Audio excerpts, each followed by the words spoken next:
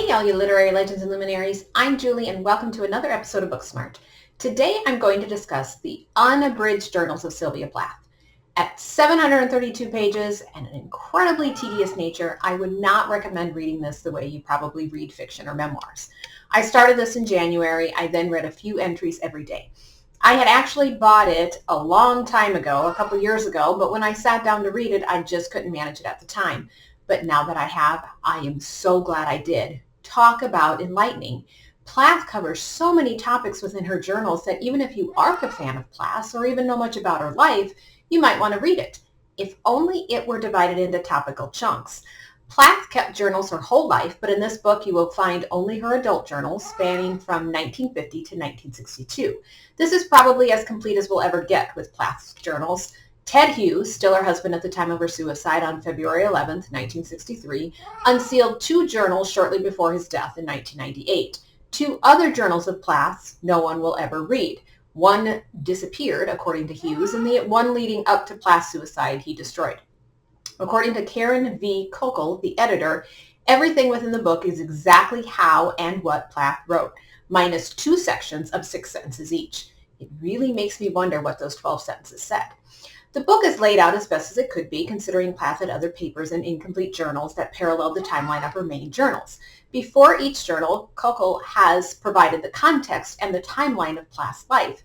The appendix is referenced when additional pages from other places fit into that timeline, so you'll be flipping back and forth at times, but it was all understandable.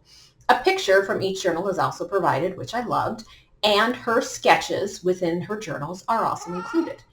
Even if Plath thought someday she would be a world-famous author, that her journals would be preserved and read and researched for centuries to come, even she isn't writing for an audience.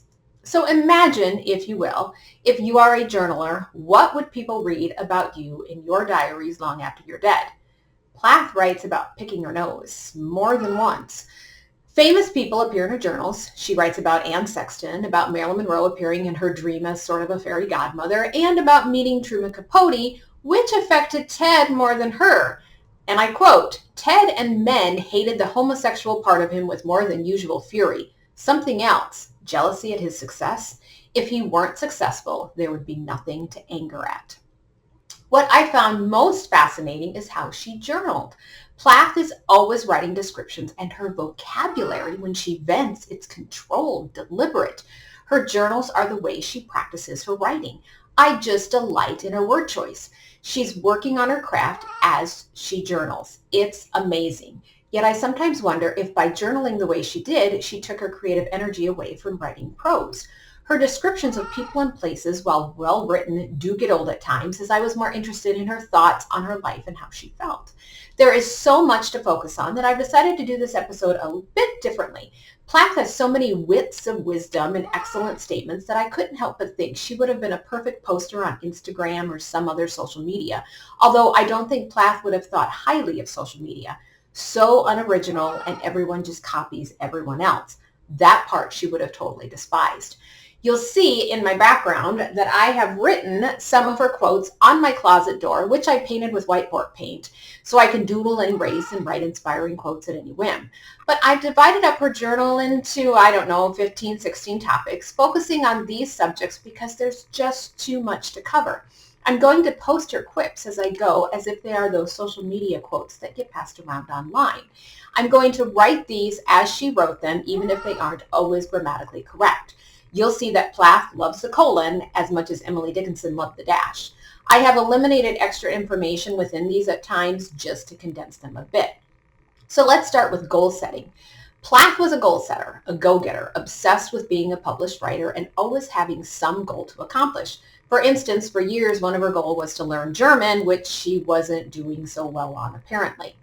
But here's what Plath states about how to reach her goals. "I have been worth what I have won, but must work to be worth more. I shall not be more by wishful thinking. Hurl yourself at goals above your head and bear the lacerations that come when you slip and make a fool of yourself." Plath wanted it all. At times, she would write exactly what she knew she wanted, and then other times she lamented over not being able to do everything. While I wouldn't necessarily call her a what-if person, she knew by choosing one path over the other or one boy over the other, her life would end up differently every time. Plath was also very critical of herself and also felt judged by many, especially after she married Ted, and neither of them worked for a while, both trying to live off their writing.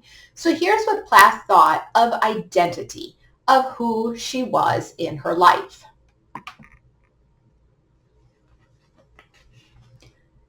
Why can't I try on different lives, like dresses, to see which fits best and is most becoming? Life is so only once, so single chances. It all depends on your arranging and synchronizing it so that when opportunity knocks, you're right there waiting with your hand on the doorknob. Your whole body and spirit revolts against having to commit yourself to a particular life which might not bring out the best you have in you.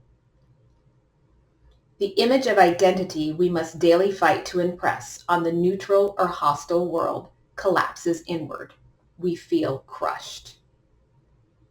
It's a hell of a responsibility to be yourself. It's much easier to be somebody else or nobody at all. Work without vision of world's judgment. Plath, when she was single, wanted to have more money and prestige. She had little as a college student. When she married Ted, they never earned much, which at first worked with their writerly bohemian image. But she starts to get frustrated with the lifestyle, especially when Ted doesn't work and wears the same clothes over and over again. Here's what Plath thinks about money. To learn that you might have been more of an artist than you are if you had been born into a family of wealthy intellectuals. To despise money, which is a farce, mere paper, and to hate what you have to do for it, and yet to long to have it in order to be free from slaving for it. The world is making us worry about work for a living. I don't think Plath's views on working and money mean she's lazy or doesn't want to work. She wants to work by writing and make money from her art, a predicament all us writers and artists must contend with. For a year, both Ted and Sylvia taught. Sylvia took her college teaching seriously. She was a perfectionist and wanted to do well by her students, but she was not known for being a warm and fuzzy instructor. After she quits teaching, she even considers going back into teaching, so it's not like she hated it, only that it sucked so much of her energy from her creative energy that she wanted to use on writing. And since we're nearing the end of summer vacation and heading back into school, here's Plath's thoughts about teaching. What is it that teaching kills? The juice, the sap, the substance of revelation. It kills the quick in me by forcing to formula the great visions, the great collocations and cadences of words and meanings. The good teacher must be ever living in faith and ever renewed in creative energy to keep the sap packed in herself, himself, as well as the work. I do not have the energy or will to use the energy I have, and it would take all to keep this flame alive. All my projected nostalgia for my students can't shake the conviction that teaching is a smiling public service vampire that drinks blood and brain without a thank you. As a teacher myself, I can definitely relate to that last one. Part of Plath's frustration with teaching lies in her perfectionism. She knows she's a perfectionist, and her journals reveal her efforts to let go of such perfectionism. Here's some of her thoughts on trying to be perfect and then trying to accept her inability to be perfect. In worry, I do nothing. I cannot help muse upon the imprisonment of the individual in the cell of her own limitations. I have often fought and won, not perfection, but an acceptance of myself as having a right to live on my own human, fallible terms. I have this demon who wants me to run away screaming if I am going to be flawed, fallible. It wants me to think I'm so good I must be perfect, or nothing. One thing that Plath is really hard on herself about is her laziness, that she hasn't done all that she should have accomplished by whatever age she is as she's journaling. We've all had those lazy phases in our lives. So here's what Plath says about hers. Indecision and reveries are the anesthetics of construction action. Sometimes life seems so meanderingly pleasant, and then I castigate myself for laziness. I am worried about being lazy if happy, worried about being self-deluding if working on anything. Plath writes about her failures, about her mistakes, and how depressed it makes her feel. Part of it might relate to her perfectionism, her unrealistic expectations to do all that she wants to do yet knows it's impossible. But as the journals unfold, sometimes I think it's a product of her marriage to Ted. Here's some of her more caustic lessons about herself.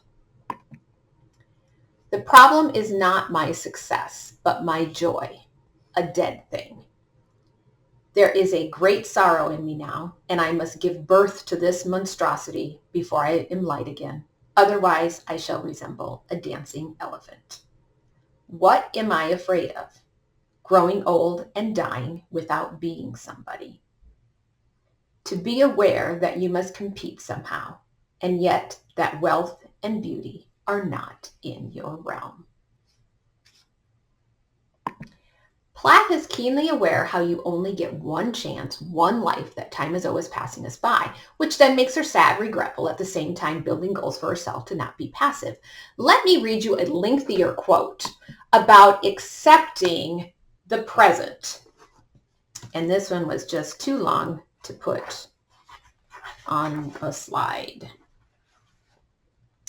Why is it that I find it so difficult to accept the present moment, whole as an apple, without cutting and hacking at it to find a purpose, or setting it up on a shelf with other apples to measure its worth, or trying to pickle it in brine to preserve it, and crying to find it turns all brown and is no longer simply the lovely apple I was given in the morning?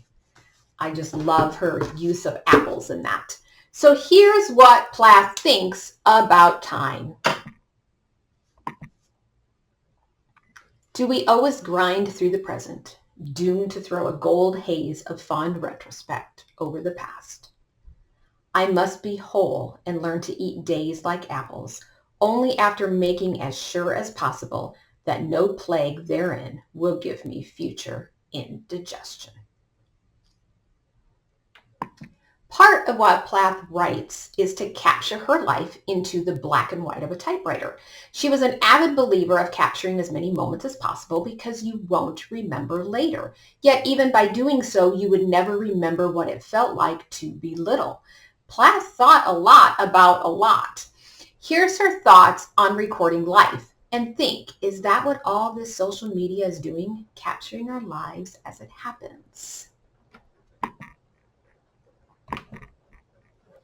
It's hopeless to get life if you don't keep notebooks. I justified the mess I made of life by saying I'd give it order, form, beauty, writing about it. I justified my writing by saying it would be published. Give me life. And that's a beautiful segue into her writing. I could talk for hours about what I discovered in her journals about writing. If you are a writer, you must read her unabridged journals. Let me read you a lengthier quote about writing that is kind of what her definition of the whole art of writing. Writing is a religious act. It is an ordering, a reforming, a relearning and reloving of people and the world as they are and as they might be, a shaping which does not pass away like a day of typing or a day of teaching. The writing lasts. It goes about on its own in the world. People read it, react to it as a person, a philosophy, a religion, a flower. They like it or do not. It helps them or it does not. It feels to intensify living. You give more, probe, ask, look, learn, and shape this. You get more, monsters, answers, color and form, knowledge. You do it for itself first. If it brings in money, how nice. You do not do it first for money. Money isn't why you sit down at the typewriter. Not that you don't want it. It is only too lovely when a profession pays for your bread and butter. With writing, it is maybe, maybe not. How to live with such insecurity. With what is worse, the occasional lack or loss of faith in the writing itself. How to live with these things. The worst thing, worse than all of them, would be to live with not writing. So how to live with the lesser devils and keep them lesser. Wow. So now let me give you some of her shorter writings, her little quips about writing. I think I am worthwhile just because I have optical nerves and can try to put down what they perceive. What a fool. Again, I feel the gulf between my desire and ambition and my naked abilities. The ghost of the unborn novel is a Medusa head. Writing, then, was a substitute for myself. If you don't love me, love my writing and love me for my writing. Poems are monuments, moments. To write for itself, to do things for the joy of them. What a gift from the gods. Plath writes many times in her journal on how she's not really fond of people, yet she knows that people are the root of experience and provide needed inspiration for characters. She's got some hilarious character descriptions. Here's one. A horrid priest came to the back door of the mansion yesterday. Raw, bright red face looked to have gone under carrot scraper. Plath does not mince words or sugarcoat things, which I find enlightening even if they are a bit harsh.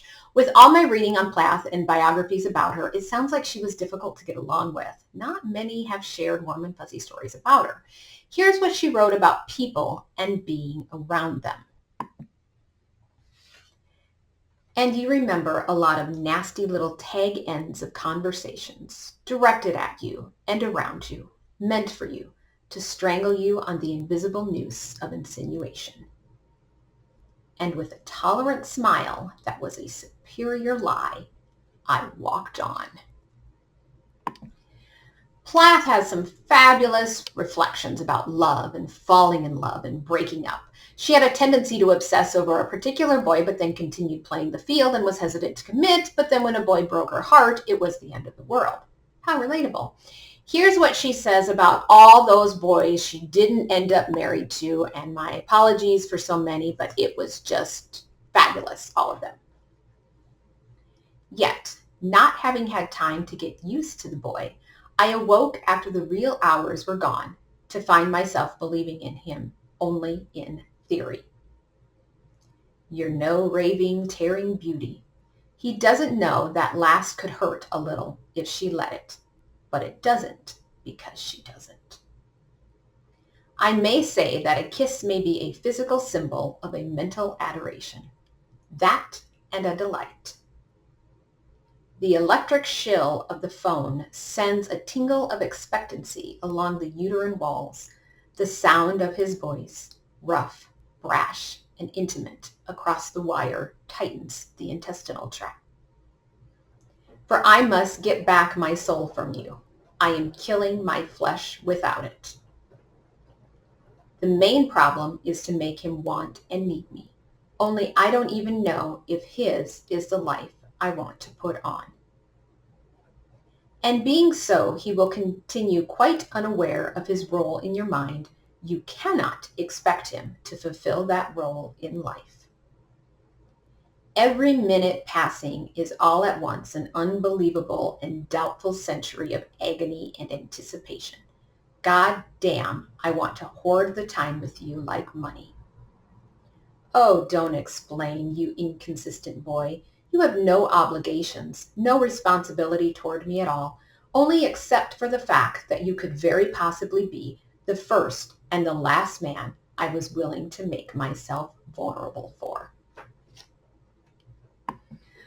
And now to Ted. I'm not fond of Ted. I don't blame him for Plath's suicide because I don't think you can ever blame someone else if a person takes his or her own life. However, Ted was an ass in many ways. Plath's journals do reveal at times they had a violent relationship. Both of them are guilty of violence.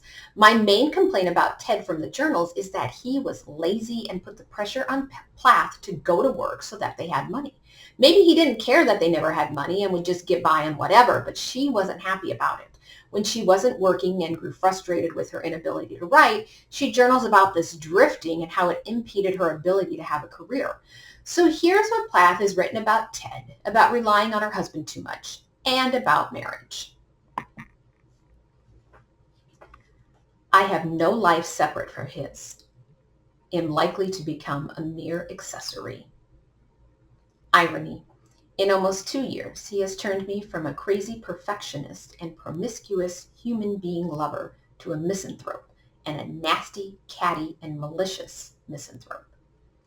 Who knows who Ted's next book will be dedicated to? His navel? His penis? Anything Ted doesn't like, this is nagging. He, of course, can nag me about light meals, straight necks, writing exercising from his superior seat. A woman confined to the home doesn't have the opportunity to feed her ego on attractive men. And what she wanted her life to be like: books and babies and beef stews. Much has been written about Plath's envy of men, of her desire to act like a man to be able to get away with behavior only men can have. Yet her views on women, whether single or married, never get quite that same attention. So here's some of her quips about women. What does a woman see in another woman that she doesn't see in a man? Tenderness.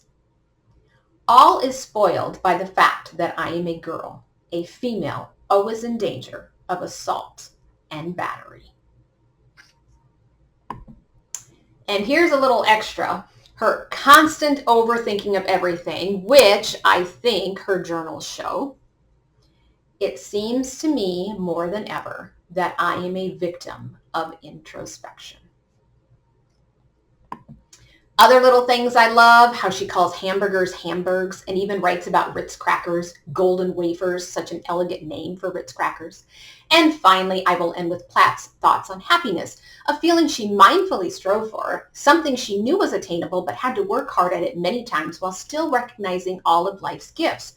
Her marriage to Ted, a writer, which is exactly what she dreamed of, a writerly lifestyle, her college education, her publications, her travels, her opportunities. Yet, as we all know, when life gets hard and throws stressors at us, it's not always easy to remember such gifts. The secret of peace, a devout worship of the moment. Happy, and say it means reconciling the life you lead with the life you wish to lead. And one of my favorites, I can't stop effervescing. I have so many merry little pots bubbling away on the fire of my enthusiasm.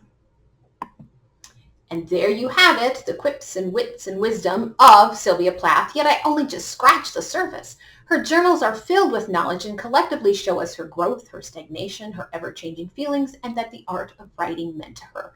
It's worth the read if you have some time in your hands, because you will learn from her and will take much with you upon every reading. Thanks for watching. As always, my goal at Booksmart is to get a little bit smarter, one book at a time.